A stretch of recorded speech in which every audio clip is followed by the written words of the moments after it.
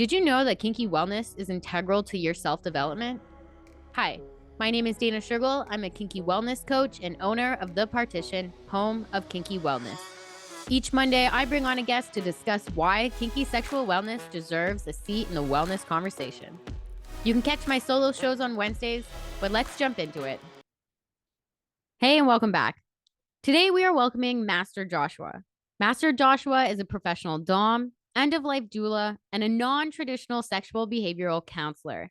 He has worked with hundreds of people, helping them achieve self-acceptance and to become more active participants in their own lives for over a decade.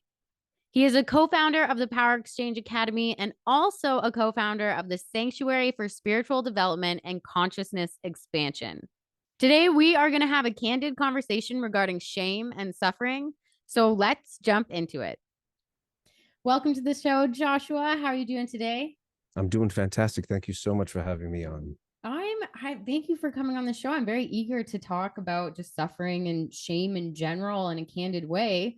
But before we get there, why don't you start with telling us a little bit about you and what you do? So my name is Joshua. I'm also known as Master Joshua in the BDSM and leather community. I'm an end-of-life doula. I help counsel folks through reconciling their relationship with sexual identity. And it started off with me being a pro-dominant. Wow. So how long have you been doing this for then? So this part of my process is, I want to say it's about 2 years old. It's come to, I guess, the forefront about 2 years ago. But it was built off of professional domination and what I learned in holding space for folks when they're learning to find the language around their identity. It was really impactful. And through that work, I found purpose in life. I was born in Hialeah, Florida, but I grew up in New York City. In New York City, my formative years were built around sex and what it meant to be a man within that decade. I was from the 80s to the 90s, right, is when I was very impressionable around what is expected of me as a man. And I put that in air quotes. From there, I joined the military. I was in the Marines for 4 years. From there, I went into law enforcement for about 10. And then from there, I went into executive protection for about another 10. And in that time, I was still looking for purpose. When I graduated high school, you know how people ask, well, what do you want to be when you grow up? I wanted to help people, but what does that really mean at that age, right? And with my time in the military and my time in uniform, I didn't quite get the opportunity to help the way I felt was purposeful until domination fell into my life. I had a connection with a gentleman who reached out to me, and he expressed the desire of being treated like a dog, and not like pup play dog, but like a junkyard dog, I like to say. And through negotiation and spending time talking, getting to know each other, knowing that he was coming to me for the space to be held and not to objectify me for what he was needing. On the other side of that experience, I saw how deeply impactful it was, and it really opened my eyes to the potential of healing through the journey of BDSM. The open communication that we were able to experience together was transformative for me as much as it was for him. The ability to have those candid conversations where a person is openly feeling shame, but yet working through it to talk to me with what he had going on in the direction he wanted to go. It really gave me a sense of purpose, reflecting back on that. I want to say a few weeks or months later, I know right after the session, it was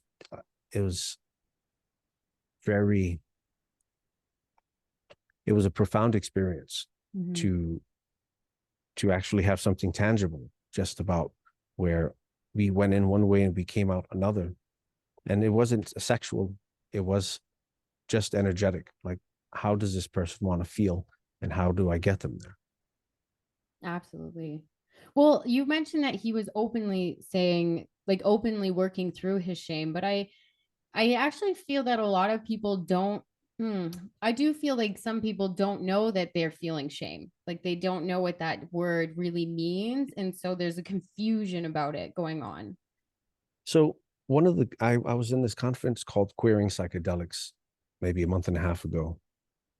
And there was a gentleman by the name of Justin Natoli, who was speaking around shame.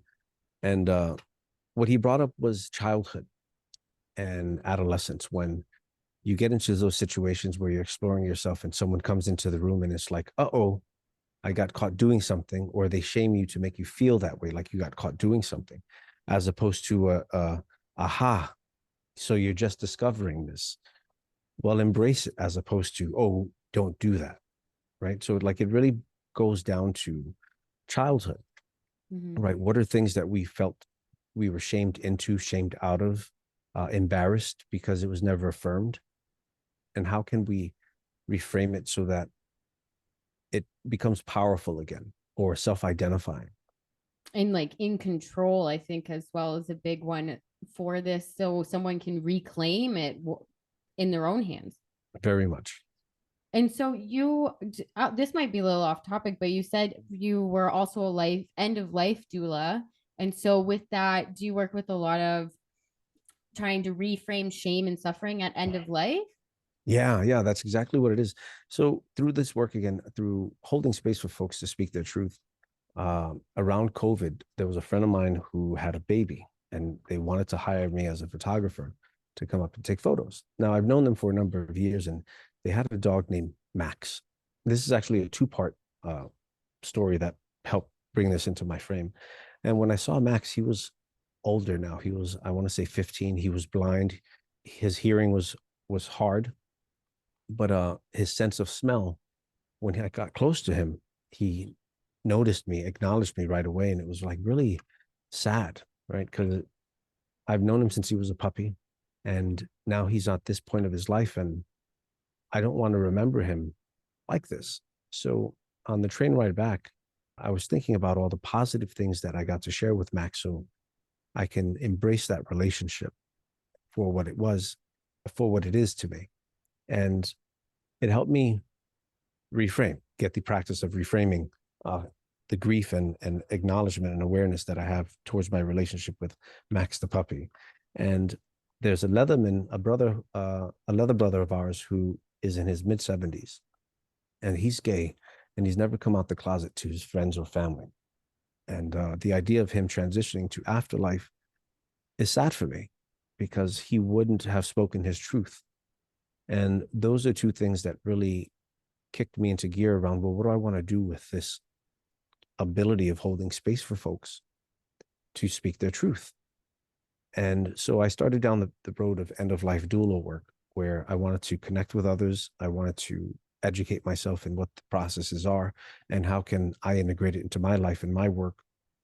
And essentially what I do is I hold space for those of advanced age or advanced illness to speak their truths around identity that they didn't have the ability to share with others because of shame and fear.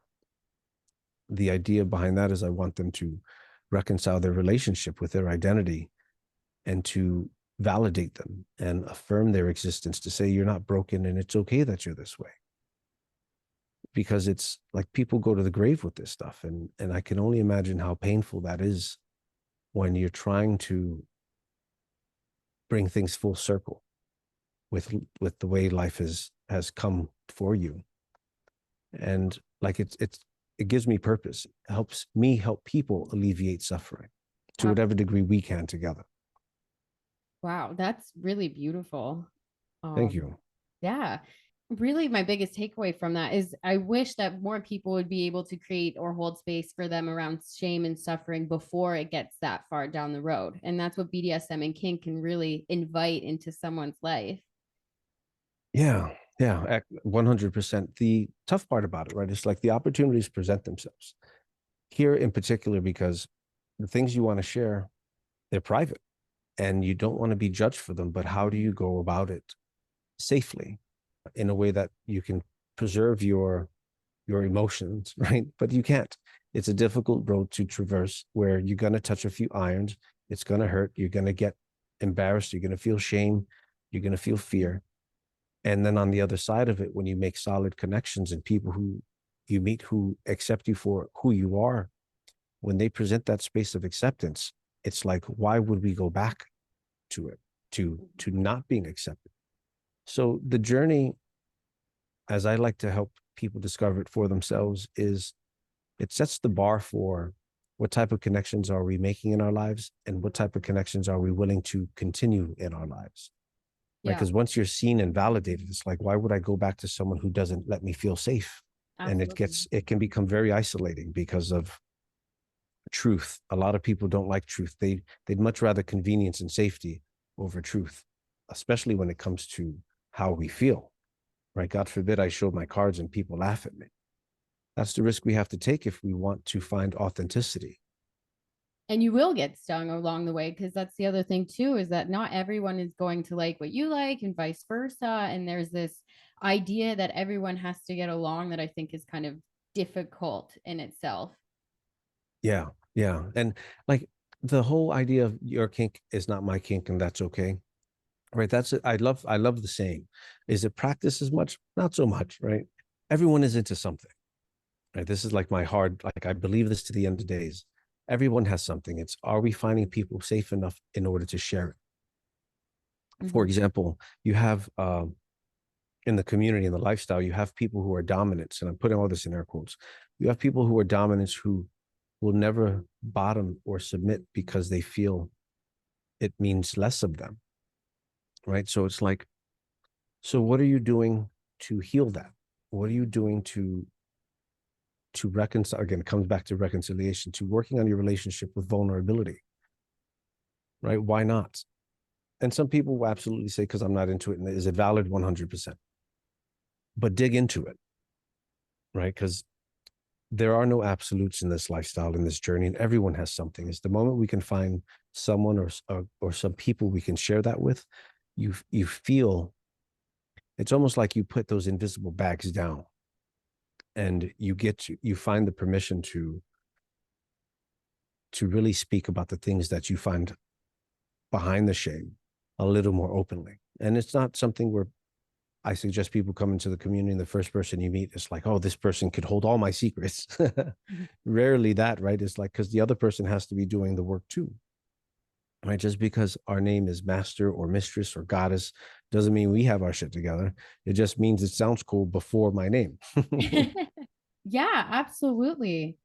Sorry, that was just so moving. I was like thinking about it, because I do feel that BDSM and kink, it's one of those things that you can hold space for your truth, but the hardest part about it is the first person you have to be honest with is yourself. And I think that's the most difficult thing about it. We can go around and we can listen to other people, but to be honest about what's going in our head takes a lot of courage in itself.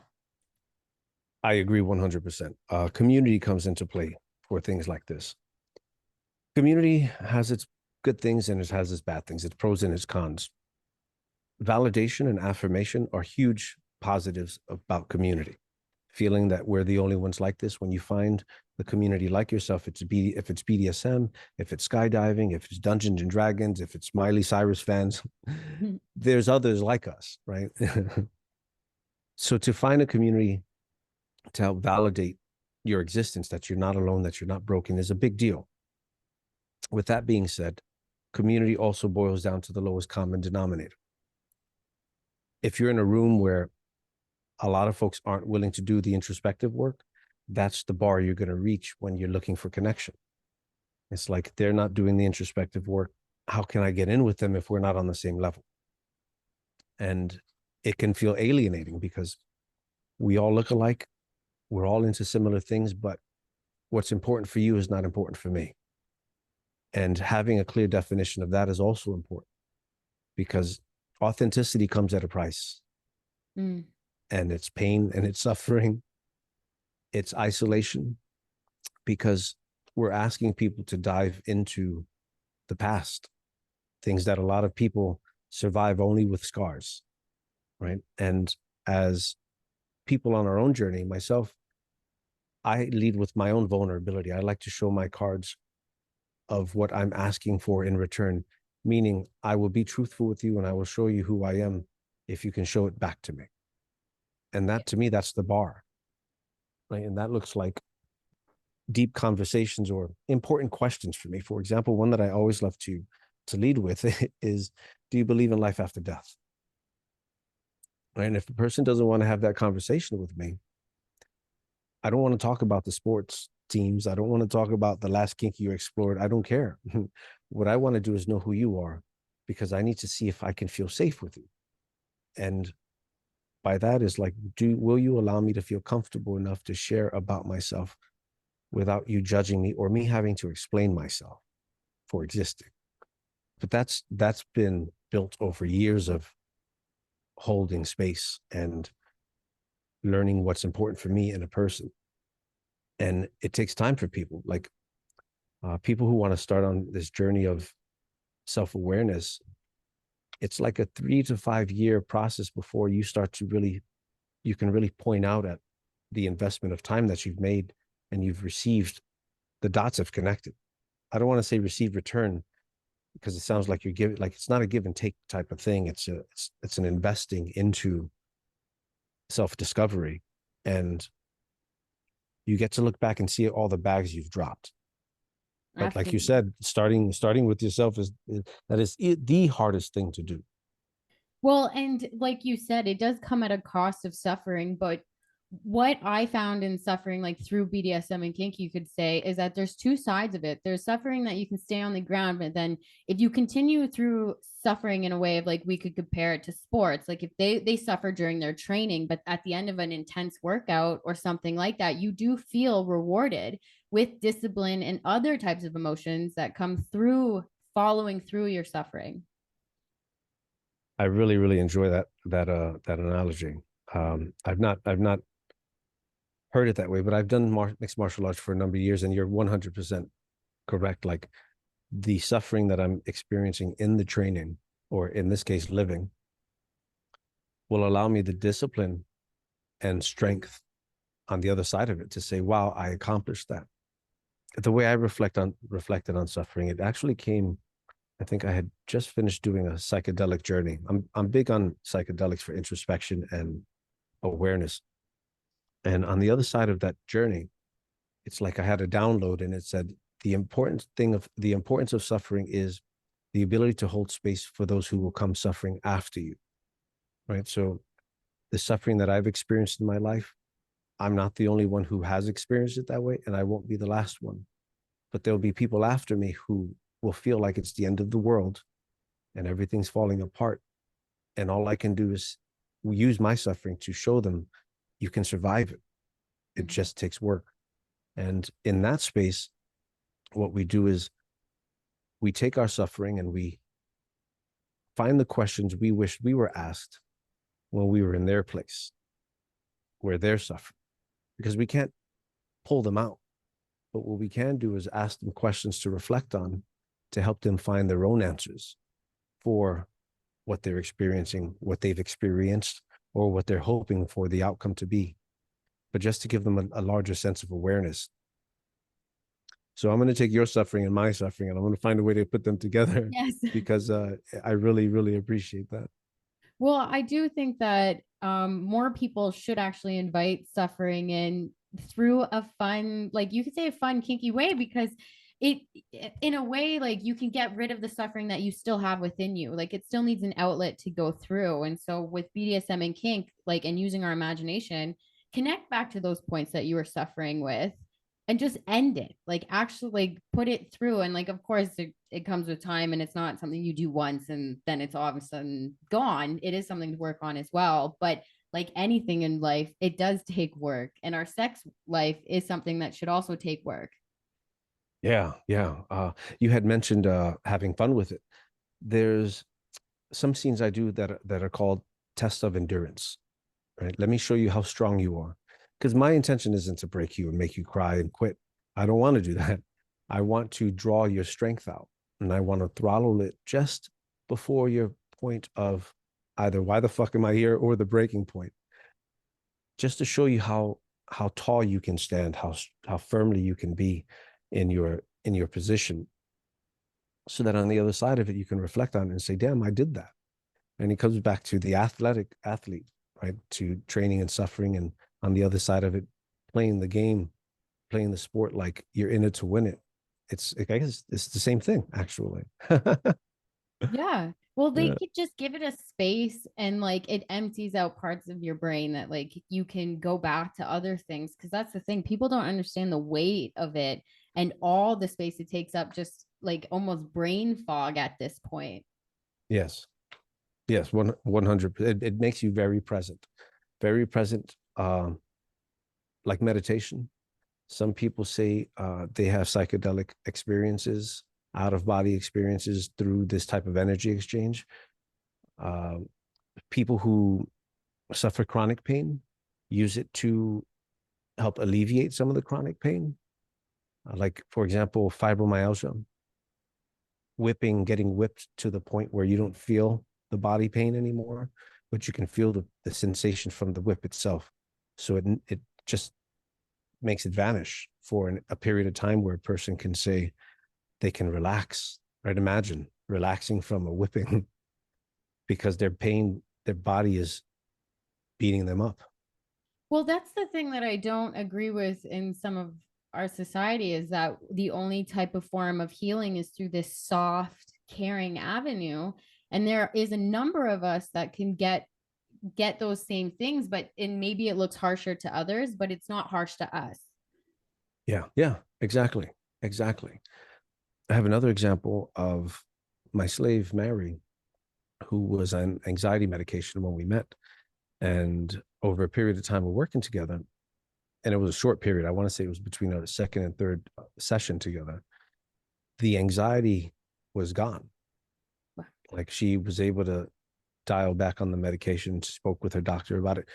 I'm not saying this is a replacement for any type of medication or medical services by any means or therapy.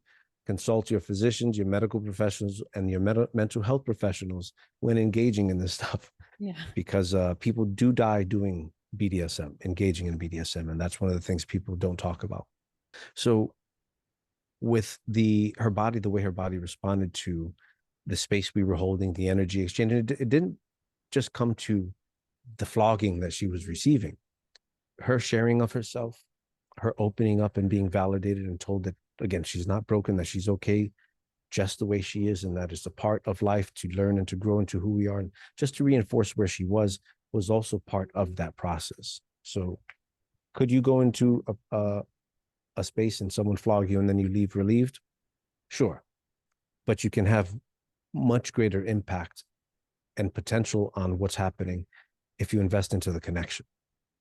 Mm-hmm. Mm-hmm. And I think the connection is the like most important part. And when people aren't aware of what BDSM and kink is, they think it's a lot of sexual activity, but it's the opposite. Actually, it's what we said, like the mental, emotional, spiritual elements of it, where it's just you might not even touch somebody at all. Like it could just be all verbal. Very true. Very true. I think the best way to phrase it for myself is the play is the byproduct of the investment. Yeah. Right. It's like, it's not, don't go in expecting it. So through this journey, I created an intensive and it's called the Power Exchange Academy. The philosophy from it is people before kink. The reason being is we are individuals in life. We don't have these titles that we walk around with every day, all the time, like dominant and submissive. That's a relationship role, right? If I can't walk into the world and be like, I'm a dominant person. What dominant to who? No one, right? Unless I come into an agreement with a submissive who says they want to submit to me. And then at that point, I can say, okay, I'm a dominant because I'm their dominant. Identifiers, like, they're not characteristics. People before kink is about who we are, not what we do. It came from the process of doing professional domination, holding space, and learning where people are getting caught up in relationships and connection building. We want to lead into connections with checklists. This is who I am. This is what I like. What about you? And then we put them together and magic is supposed to happen. And it's like, it doesn't work that way because we're not checklists. We are individual souls who are born imperfect. We're all imperfect. And the idea is to understand our framework, our formula, so to speak, so that when we connect with other people, we can inquire about their formula. Who are you? Tell me about yourself. I'm not a dom top house, right? It's like, no, you're Joe, someone who does banking and has like, you have a whole personality outside of those roles. And when we get validated for just existing as we are, it's like the desire to be open and to share grows out of that. Not everyone does this process, nor were we taught about how to connect, right? That we get put through school to learn how to be functioning factory workers or worker bees, right? No one sits us down to talk about vulnerability. No one sits us down to talk about what it means to hold space.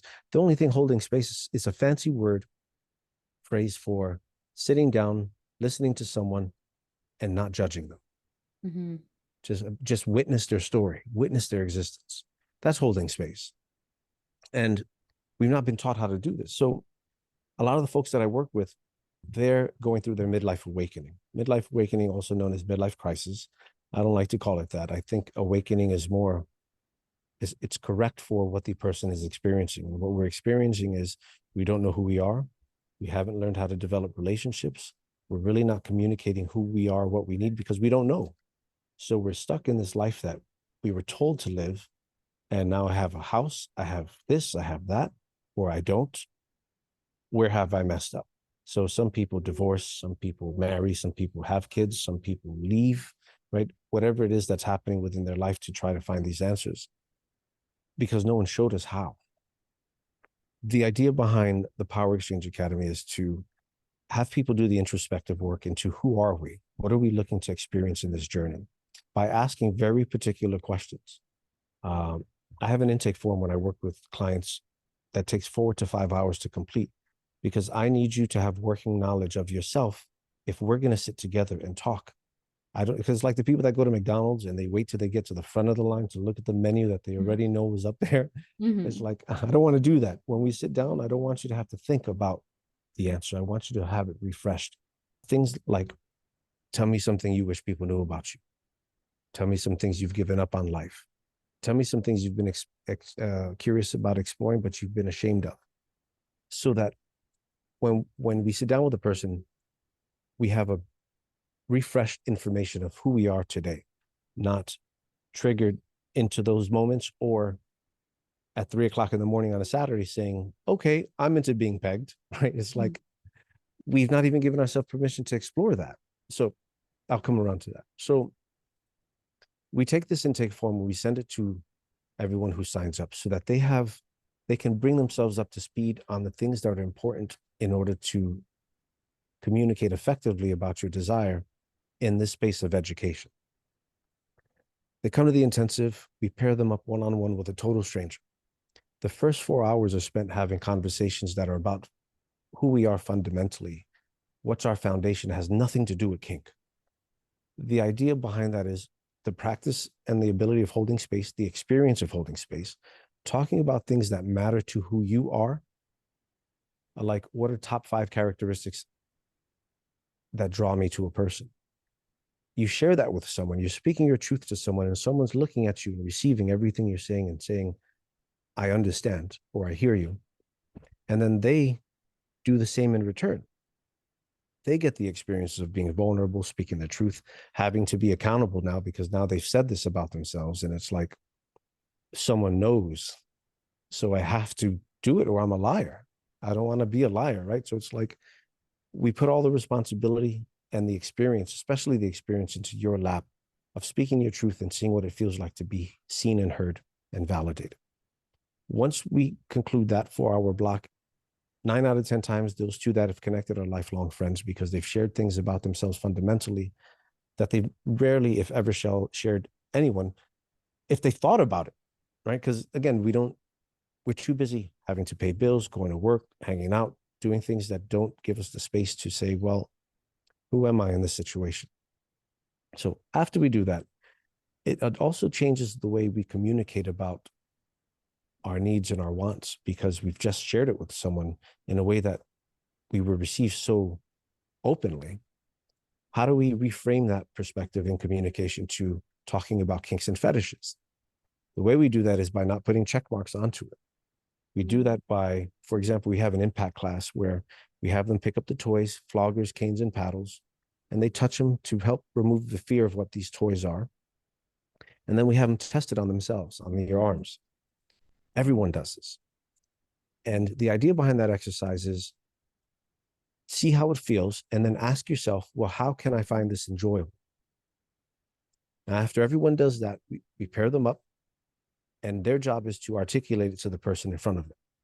The person's job is to create that experience for them using the words that they've shared, because if the person's clear in their words, the person's going to understand it. If they're not going to understand it. And this is the place to make the corrections. Educational settings is easily my favorite place to learn or experience, because there's an instructor there, there's people in safety, and there's the ability to say, I don't know, right? So we put them through these exercises, and it goes through all different fetishes: mummification, rope, fire, impact, ABDL, any type of fetishes that we host within that intensive. All the classes are meant to be approached that way. How can I find this enjoyable? So that we can learn, one, that we have so much greater options than we think we do, but we can also find the language to help others do the same for themselves. And on the other side of that is a freedom of identity. I'm not who I thought I was. I'm much more. To the point where we have to give a disclaimer, like a warning: don't make any life-changing choices for the next 2 weeks. Because after you come in and you see what it is to be received without judgment, you're going to go back to some circles that you've not felt that safe before. What does that say about your circles? And we've talked, like I've talked one person from selling their house.